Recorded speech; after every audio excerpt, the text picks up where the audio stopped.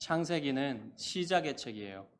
하나님이 자신을 계시하기 시작하시는 책이고, 또 우리가 살고 있는 이 시간과 공간이 시작된 것을 말하고 있고요.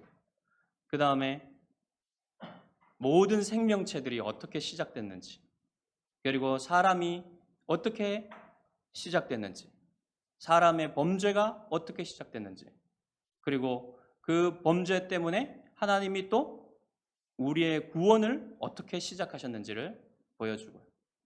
그리고 또한 하나님이 하나님의 언약 백성인 이스라엘을 어떻게 만들어가기 시작하셨는지를 보여주는 책입니다. 창세기를 간단하게 세 부분으로 나눌 수 있어요. 오늘 우리가 읽었던 본문이 첫째 부분, 천지 창조를 보여주죠. 그 다음에 2장 4절부터 11장까지는 하나님이 언약 백성을, 즉 이스라엘을 만들어야 했던 이유를 그 11장까지 보여줍니다. 그리고 12장부터 50장까지는 이 언약 백성을 아브라함을 통하여 어떻게 만들어 가시는지 이 족장들의 삶을 통해서 우리에게 보여줍니다. 두 번째 부분을 보면 거기 두 번째 2장 4절부터 11장까지를 쭉 읽어보시면 5개의 중요한 이야기들이 나와요. 첫 번째는 타락 이야기. 사람이 어떻게 타락했는지. 그 다음에 두 번째는 가인 이야기. 그 다음에는 이 가인의 후손들이 사람의 딸들을 형성합니다. 그리고 믿음의 사람들이 하나님의 아들들을 형성해요. 그런데 이 가인의 딸들과 하나님의 아들들이 결혼을 하게 됩니다. 그래서 이 지켜져 왔던 믿음의 길들이 이제 거의 사라지면서 모든 사람들이 생각하고 행동하는 것이 악일 뿐이라, 죄일 뿐이라 하는 것을 하나님이 보시고 이제 그 다음 이야기인 노아의 이야기로 넘어가죠. 노아의 홍수 이야기가 나옵니다. 그런데 노아의 홍수를 통해서도 이 타락이 극복되지 않아요. 그 다음 이야기로 가보면 여러분 바벨탑 이야기를 만나게 돼요. 이 바벨탑에서는 사람들이 이제까지는 개별적으로 하나님에 반역했지만 이제는 모여가지고 조직적으로 하나님을 반역하기 시작합니다. 그래서 이 탑을 쌓아가지고 높이 올려가지고 세상에 자기 이름을 내려고 하죠. 그럴 때 하나님이 그들의 목적을, 그들의 의도를 패하시기 위해서 그들을 세상의 지면에 흩어버리십니다. 어떻게 해요? 언어를 달리하심으로써. 여기서부터 민족들과 언어들이 생겨나기 시작하는 거죠. 자, 여기에 보면 패턴이 있어요. 먼저 사람들이 죄를 짓습니다. 그 다음에 하나님이 벌을 선언하세요. 그런데 하나님이 이 죄 짓는 사람들을 다 멸하지 않으시고 보존하시고 은혜를 베푸셔서 그들을 살 수 있게 구원하십니다. 그리고 나서 심판이 있어요. 이 패턴이 계속 반복이 돼요. 그런데 바벨탑 이야기를 보면요, 거기에는 하나님의 은혜의 요소가 빠져 있어요. 그렇지만 그 다음 여러분 12장부터 50장으로 가보게 되면 12장에 무슨 일이 있습니까? 하나님이 아브라함을 부르시죠.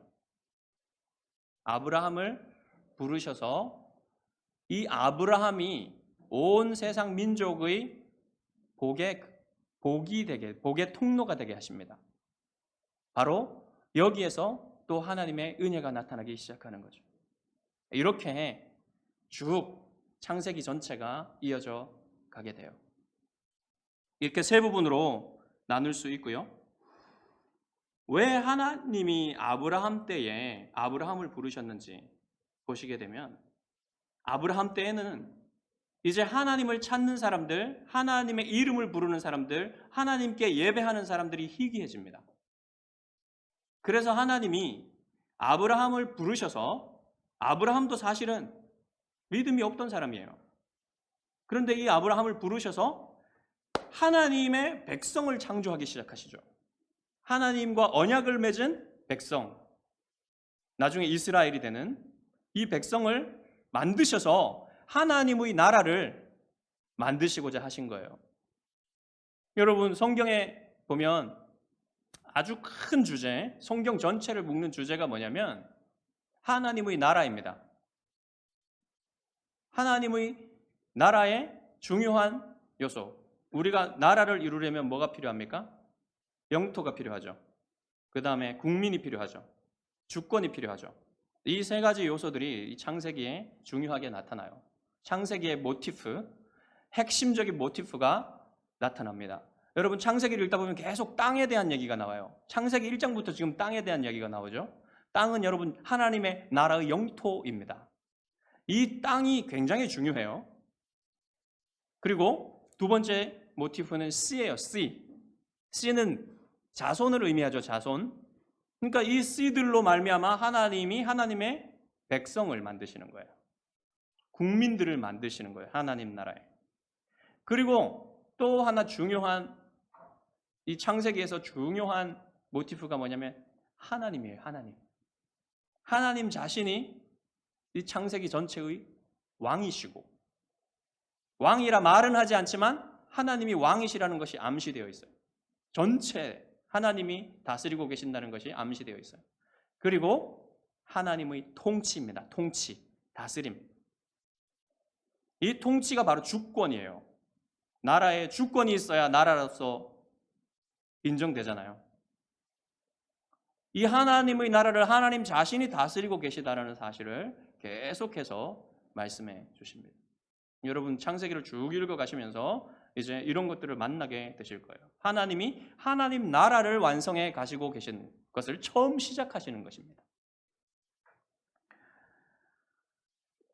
결국에는 씨가, 여러분, 씨라는 모티프가 아브라함의 씨, 이 씨가 여자의 후손, 이것 둘 다 무엇을 바라보게 하냐면 우리로 아브라함의 씨인 예수 그리스도께서 하나님의 왕국을, 하나님의 나라를 완성하게 되실 것을 바라보게 하시는 거예요. 창세기는 여러분 지금까지 이제 얘기를 쭉 들어보시면 창세기는 창조주 하나님, 복되신 창조주 하나님을 보여주는 책입니다. 그리고 은혜로우신 구원주 하나님을 보여주는 책이에요. 하나님이 우리를 영광스럽게 창조하셨습니다. 그런데 이 영광스러운 창조물이 하나님을 반역하기 시작하죠. 그럼에도 불구하고 하나님이 이 계속해서 반역하는 사람들을 하나님의 은혜로 구원하시는 모습을 이 창세기는 우리에게 보여줍니다. 오늘은 창조주 하나님을 만나는 시간이에요. 우선 본문에 태초에 하나님이 천지를 창조하시니라 말씀하고 계시죠. 이 말씀은 성경으로 들어가는 문이에요. 이 말씀은 믿음으로 들어가는 문이에요. 제가 초등학교 다닐 때 국민학교였죠. 이제 교회에서 어릴 때는 하나님이 모든 것을 하신다. 우리 주변에 일어나는 모든 일들이 하나님이 해주시는 일이고 특별히 우리에게 복 주시는 것들, 이것이 하나님이 하시는 것이다라는 것을 우리는 계속 배웠어요. 어릴 때. 근데 학교에 가니까 뭐라 그러냐면 비는 자연 법칙이다. 수증기가 증발해서 무거워지면 내리는 거다. 그리고 햇빛은 태양이 비치는 거지. 이런 과학적인 사실들을 배우면서 지금 혼란이 들었어요. 저는. 교회에서 말하는 게 사실일까? 하나님이 정말 이것을 주시는 걸까?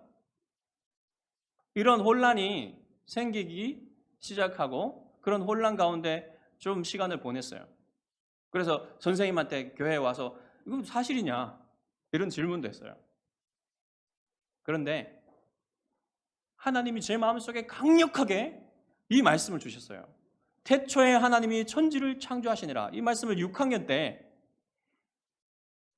제 마음속에 강하게 제 마음속을 치면서 들어왔어요. 그러면서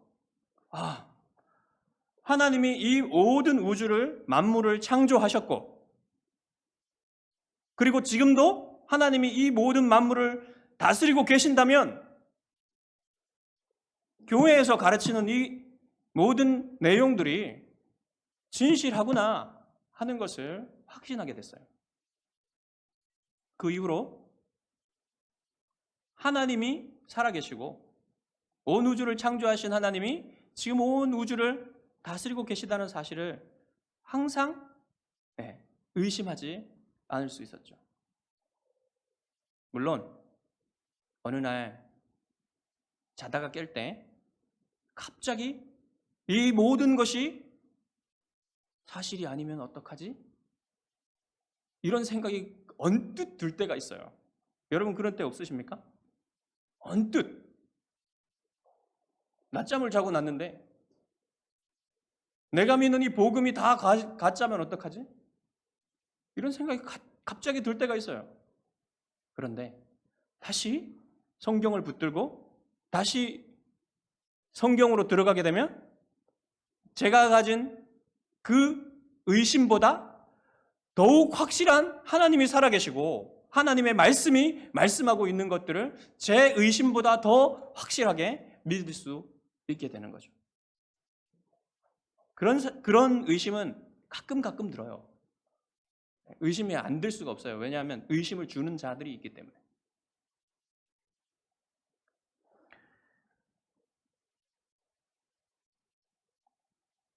그래서 이 믿음으로 들어가게 되면요, 이 태초에 하나님이 천지를 창조하신이라는 이 믿음의 문으로 들어가게 되면 존재의 질서가 잡힙니다. 간단해요. 이 모든 세계는 창조주 하나님과 피조물로 나눠진다. 이게 존재의 질서입니다. 근데 이것을 모르면 모든 것이 뒤죽박죽 되는 거예요. 질서가 안 잡히는 거예요, 생각이. 그래서 과학도 질서가 안 잡히는 겁니다. 이 단순한 구분을 모르기 때문에. 그런데 하나님이 이 창조의 이야기를 쭉 읽어 나가다 보면요, 하나님이 아주 특별하게 창조하시고 특별하게 대우하시는 존재가 있다는 것을 알게 돼요. 그게 바로 사람입니다. 여러분입니다. 창조의 6일, 하나님이 이 6일간 창조하실 때 어떻게 창조하시냐면 모든 것을 아주 선하게 창조하십니다. 좋지 않은 것이 하나도 없어요. 악한 것이 하나도 없어요, 하나님의 창조에는. 그런데 모든 창조물들이 다 위대하지만 특별히 위대한 존재가 사람이라는 것을 이 창조 기사가 보여줘요. 심지어는요, 쫙 읽어 나가다 보시면 모든 것이 사람을 위해 창조된 것 같은 느낌을 받아요.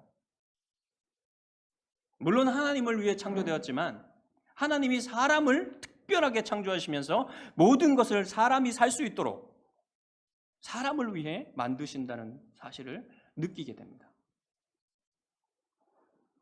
첫 3일에는 우주와 지구의 모양과 질서를 부여하시기 위해서 하나님이 이 세 영역으로 나누십니다.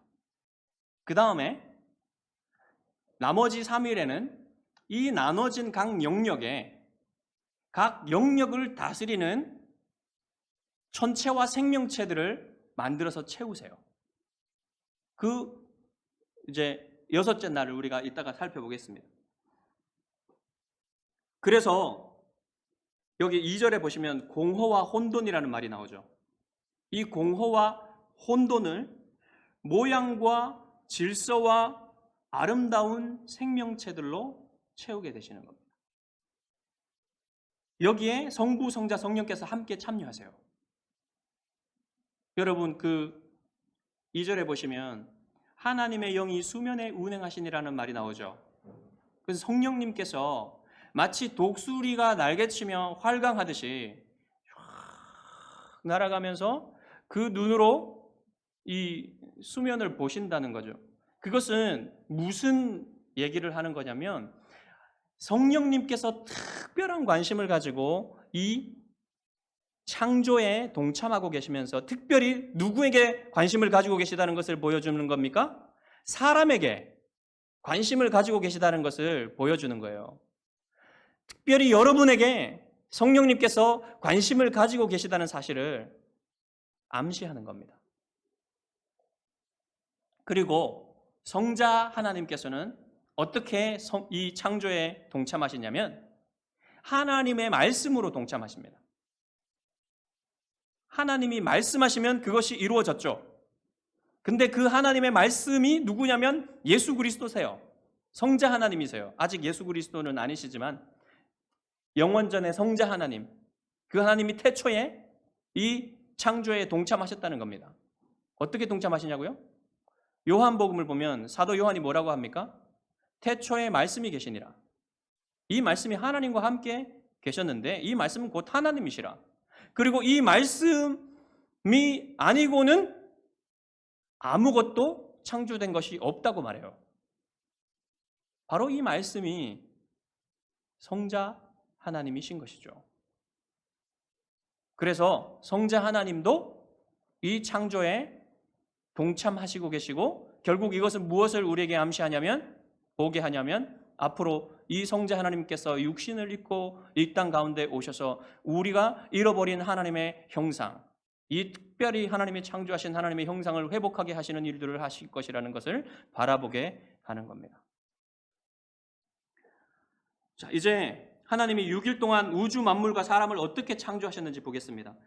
태초에라는 말은요, 6일간 하나님이 창조하신 그때 전체를 아우르는 말이에요. 그게 태초입니다. 바로 이때 그 전에는 존재하지 않았던 피조물들이 존재하기 시작했다는 겁니다. 시작이 있다는 것은 그 전에 없는 때가 있었다는 걸 말하는 거죠. 첫째 날을 보겠습니다. 첫째 날은 하나님이 빛을 창조하세요. 빛을 창조하시고는 빛이 있을 때, 밝을 때는 낮이라 하시고 그리고 어두울 때는 밤이라고 하셨어요. 그러니까 낮과 밤을 나누신 거예요. 그런데 여기서 말하는 빛은 발광체가 아니고 빛 자체를 말합니다. 발광체는 나중에 만드시죠. 저녁이 되고 아침이 되니 이는 첫째 날이라 그랬어요. 히브리인들은 하루를 저녁부터 시작해요. 저녁부터 그 다음날 저녁이 되기 전까지가 하루예요. 그런 사상을 가지고 말하기 때문에 지금 저녁이 되고 아침이 되니 이는 첫째 날이라 이렇게 말하고 있는 겁니다. 계속 그렇게 말하죠.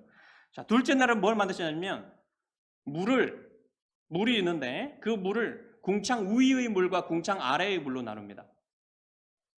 그리고 그 궁창 위의 물과 궁창 아래의 물 사이에 있는 공간을 궁창이라고 해요. 근데 그 궁창을 하나님이 뭐라고 말씀하시냐면 하늘이라 이름을 붙이세요. 하늘이라 부르세요. 여러분, 하나님이 이 영역들에 이름을 붙이시는 것은요, 그 영역의 주권이 하나님께 있다고 말씀하고 계시는 거예요. 여러분, 동해라는 이름을 왜 붙입니까? 대한민국의 영해라는 것을 주권을 표시하기 위해서 붙이는 거 아닙니까? 하나님도 지금 이 영역들에 이름을 붙이고 계세요. 이 영역을 다스리시는 왕이, 주권이 하나님께 있다는 것을 말씀하시기 위해서. 그 다음에 셋째 날에는 육지와 바다를 나누십니다.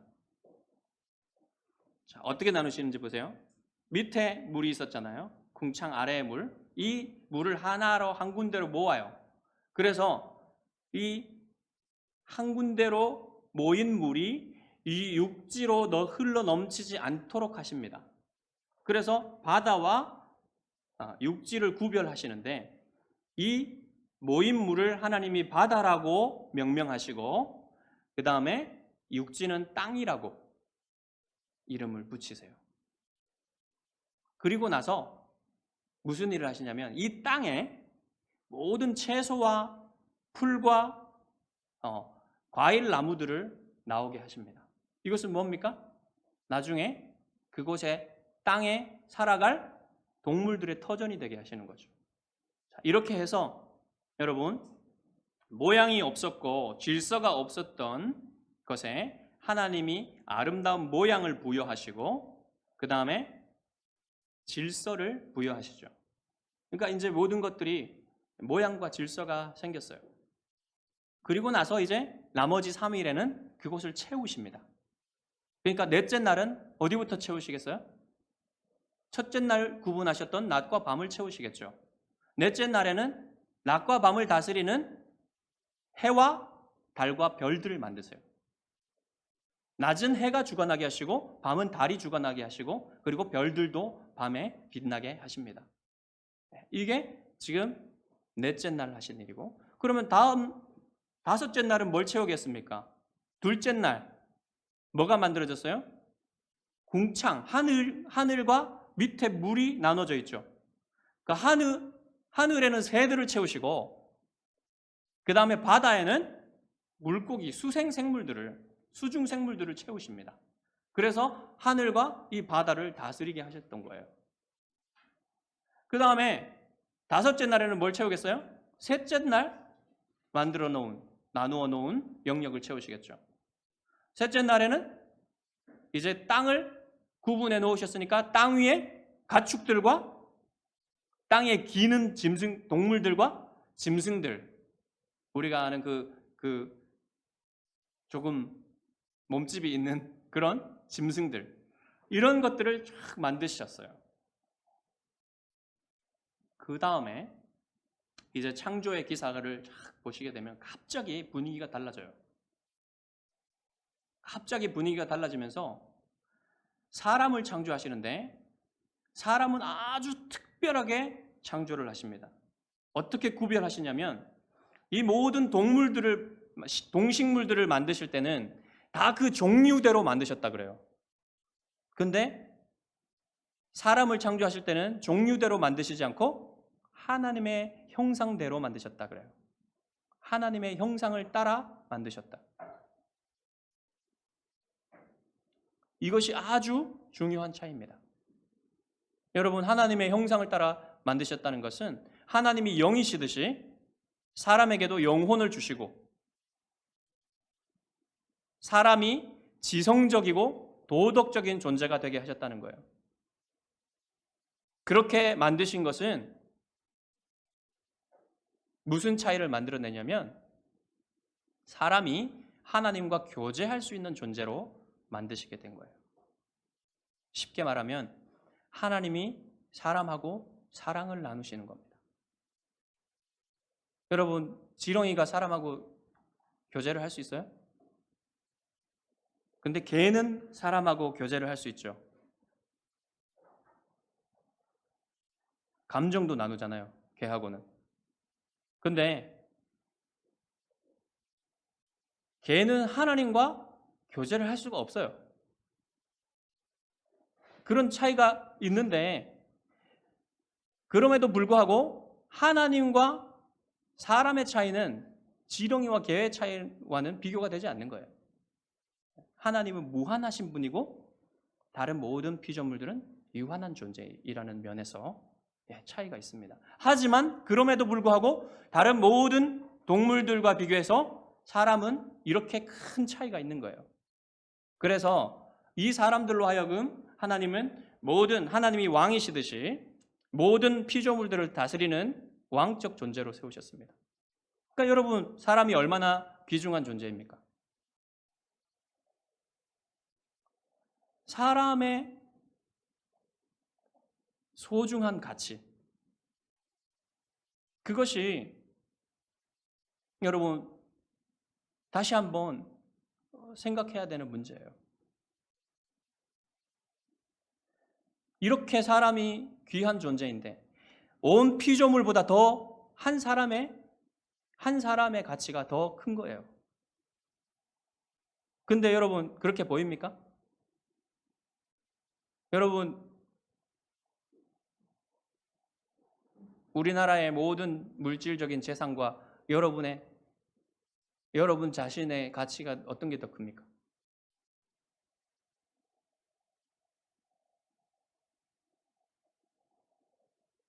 중겸이와 이 대한민국의 재산 중에 누가 더 소중합니까? 대한민국에? 너는 그렇게 생각하겠지.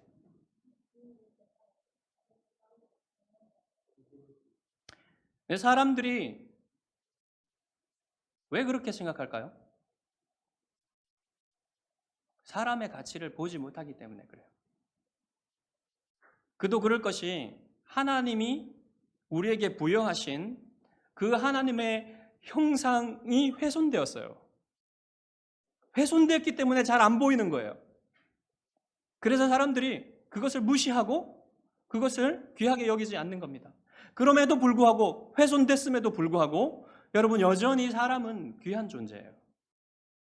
사람 너무너무 귀한 존재입니다. 그래서 여러분 참 우리가 사람을 대하는 것이 그렇게 쉬운 일이 아니에요. 사람들은 교만하지요. 거짓되지요. 탐욕에 사로잡혀 있죠. 이런 사람들은 어떻게 그렇게 귀중하게 보면서 대할 수 있겠습니까?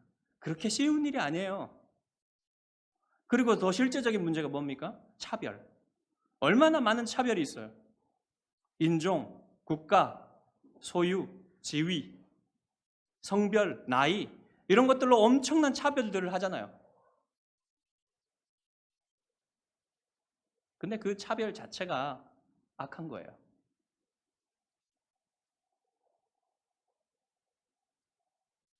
우리가 그런 차별에 동참한다면 우리도 굉장한 악에 동참하게 되는 거죠. 요즘 그 갑질 문화, 그 다음에 학교 폭력 이런 내용들이, 이런 소식들이 많이 들려오고 있어요. 여러분, 얼마나 많은 노력을 합니까? 그런 거 없애려고. 제도적으로도 많이 노력을 합니까? 제도가 좀 더 좋아지긴 했지만 여러분 안 없어져요. 왜 그렇습니까? 기본적으로 근본적으로 사람을 보는 인식이 귀하게 사람을 소중한 다른 어떤 것보다도 소중한 존재로 보지 않기 때문에 그런 일들이 벌어지는 거예요.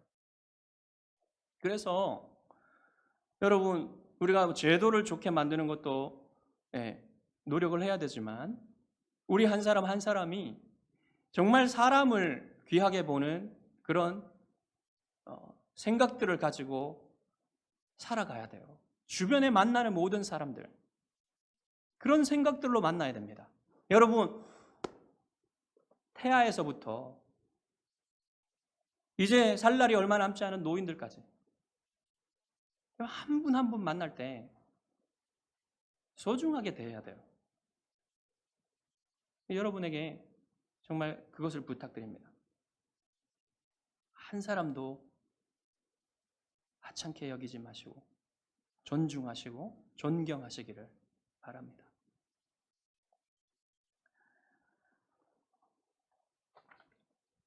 또 한 가지 중요한 이 창조의 사항에서 중요한 게 있는데요. 하나님이 남자와 여자로 만드셨다는 거예요. 남자와 여자로 만드셨다는 거예요. 여러분 성은 둘밖에 없어요. 남자와 여자. 제3의 성이 있을 수가 없습니다. 성경을 하나님의 말씀으로 믿는 사람은 남자와 여자 외에 다른 성이 있다고 믿을 수가 없어요. 여러분 남자와 여자로 만드셨다는 그 사실 자체가 거룩한 거예요. 그렇기 때문에 여러분 이 부분에 대해서는 양보가 없어야 됩니다. 교회는 이 진리를 지키는 보루예요. 자, 그 다음에 사람에게 하나님이 특별한 복을 주셨다 그래요. 28절 우리 함께 읽어보겠습니다. 1장 28절. 하나님이 그들에게 복을 주시며 하나님이 그들에게 이르시되 생육하고 번성하여 땅에 충만하라. 땅을 정복하라. 바다의 물고기와 하늘의 새와 땅에 움직이는 모든 생물을 다스리라 하시니라. 하나님의 계획이 뭐냐면요. 여러분 하나님은 이 하나님의 형상을 가진 사람들로 온 지구 전체를 채우는 것이었어요. 그런데 여러분 하나님의 계획이 어떻게 됐습니까? 아담과 하와의 범죄로 일시적으로 중단된 것처럼 보였어요. 하지만 지금도 이 하나님의 계획은 변함없습니다. 예수 그리스도로 하여금 예수 그리스도를 믿는 자들이 하나님의 형상을 회복하고 그 하나님의 형상을 가진 자들이 온 지구를 채워서 그들로 이 세상을 다스리게 하시려는, 그리고 그들로 하나님께 영광을 돌리게 하시려는 이 계획이 여전히 변함이 없는 거예요. 그래서 이 교회의 사명은 바로 이것입니다. 주님이 오시면 이 하나님의 목적이 완성되는데, 이 목적이 완성되기 전까지 하나님이 교회에게 주신 사명이 이거예요. 예수 그리스도의 복음을 전해서 그들로 하나님의 형상을 회복하게 하고 그들이 온 지구를 덮게 하는 것.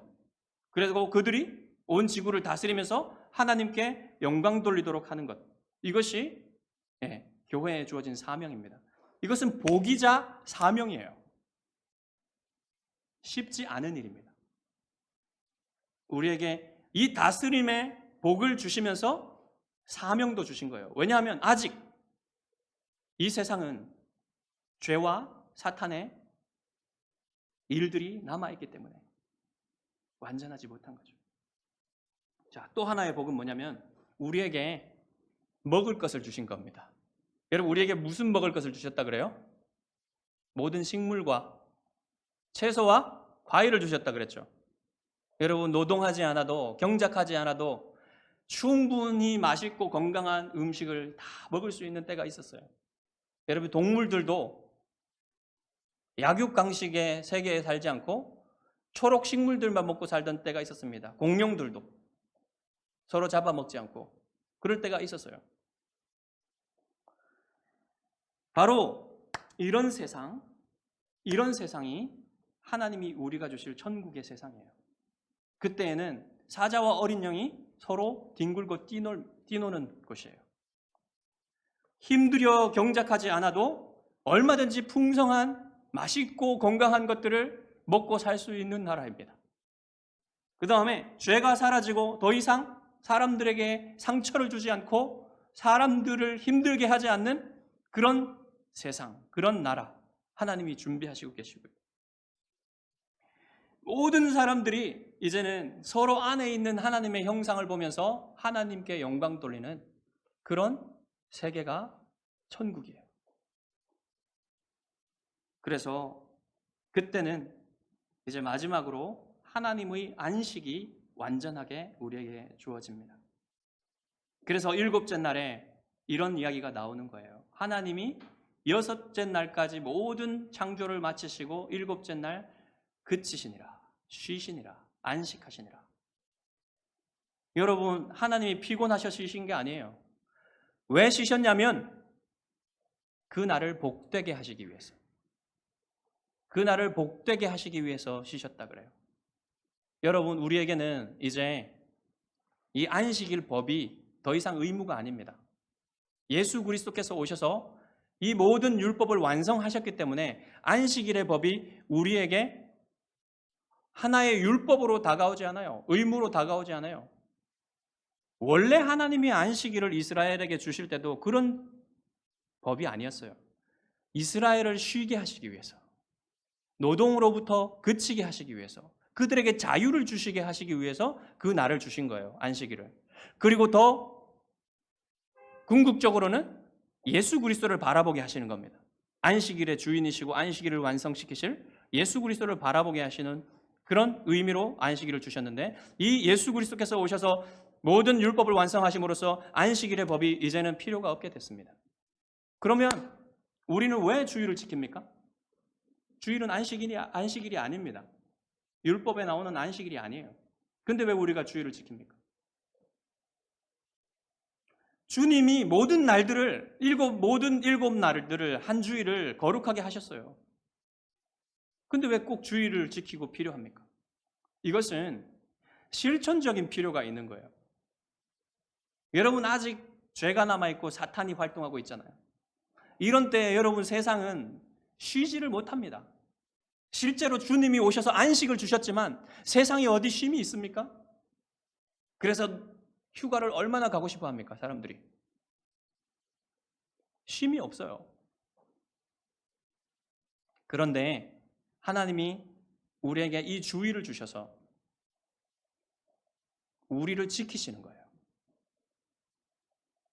주일이 있어야만 그날에 온전히 집중하여 하나님께 집중하여 다른 모든 것들을 제쳐놓고 예배 드릴 수 있고, 그리고 하나님의 사람들과 교제할 수 있고 편안히, 그리고 우리 자녀들에게 성경을 가르치고 신앙을 훈련시킬 수 있는 그런 날이 필요한 겁니다. 그래서 여러분, 주일을 지키는 것은 여러분 사실은 주일이 여러분을 지키는 거지 여러분이 주일을 지키는 게 아니에요. 하루 여러분이 주일에 예배 안 드렸다고 해서 바로 벌 받는 거 아닙니다. 그렇죠. 그렇지만 여러분 무슨 행동을 할 때, 어떤 것을 결정할 때 이런 생각을 하셔야 됩니다. 내 행동이 바로 죄가 될지 아닐지가 아니라 내 행동을 통해서 내 영혼에 어떤 영향이 미칠지를 생각해야 돼요. 그렇기 때문에 주일은 여러분 자신의 신앙과 여러분의 삶을 안식을 지켜주는 날입니다. 그래서 우리가 이전에 옛 언약 가운데서는 6일을 일하고 하루를 쉬었습니다. 안식했어요. 7째 날. 근데 지금은 어떻습니까? 일주일의 첫날을 안식하고 나머지 날들을 이 안식의 힘으로 복되게 하는 거예요. 복되게 사는 거예요. 여러분, 하나님의 안식이 있는 사람, 하나님의 안식을 누리는 사람만 다른 사람에게 안식을 줄 수가 있어요. 하나님의 안식을 누리지 못하면 쉼을 줄 수가 없는 거예요. 여러분이 다른 사람에게 쉼을 줄 수 있는 나무같이 그렇게 하나님의 안식을 누리고 안식을 전하는 사람들이 되시기를 바랍니다. 기도하겠습니다.